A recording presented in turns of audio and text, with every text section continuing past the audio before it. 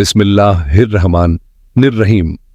दोस्तों, कभी आपने सोचा है कि एक छोटे से कबीले का लीडर बिना बड़ी फौज, बिना खजाने, सिर्फ अल्लाह पर यकीन और सब्र के साथ कैसे दुनिया की सबसे ताकतवर सल्तनत की बुनियाद रख देता है? ये कहानी है उस्मान गाजी की, ऑटोमन एम्पायर के पहले सुल्तान की।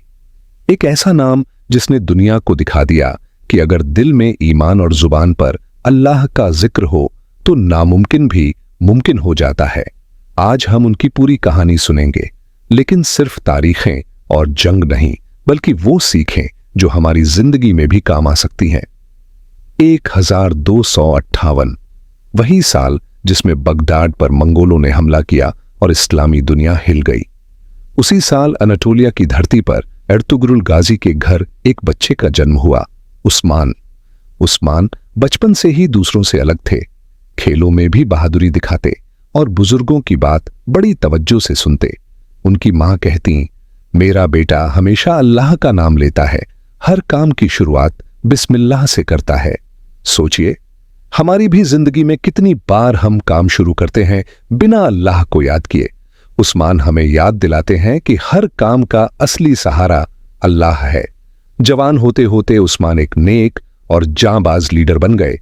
कहानी मशहूर है कि एक बार उन्होंने एक बुजुर्ग आलिम शेख एदेबाली के घर रात बिताई। वहां उन्होंने एक ख्वाब देखा। ख्वाब में उन्होंने देखा कि शेख के सीने से एक चांद निकला और उनके सीने में दाखिल हो गया।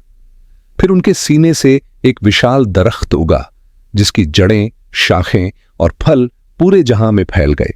आलिमों ने कहा, यह अल्लाह का इशारा है कि तुम्हारी नस्ल से एक ऐसी सल्तनत खड़ी होगी जो दुनिया के कोनों में पहुंचेगी। उस्मान ने उस दिन से अपनी जिंदगी अल्लाह के नाम कर दी। उन्होंने कहा, हमारी ताकत तलवार से नहीं बल्कि अल्लाह की रहमत से है। यह वैसा ही है जैसे एक बीज, अगर मिट्टी सही हो और पानी अल्लाह दे तो वो पूरा जंगल बन जाता है। उस्मान का ख्वाब उसी बीज की तरह था।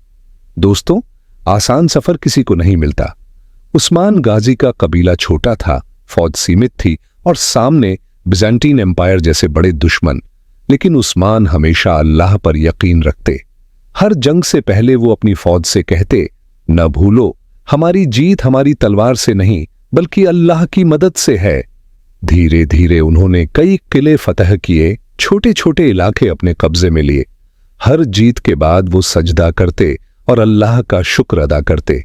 जैसे हमारी जिंदगी में भी छोटी छोटी जीतें होती हैं, इम्तिहान पास करना, नौकरी मिलना, मुश्किल से निकलना, असल में वो हमारी मेहनत नहीं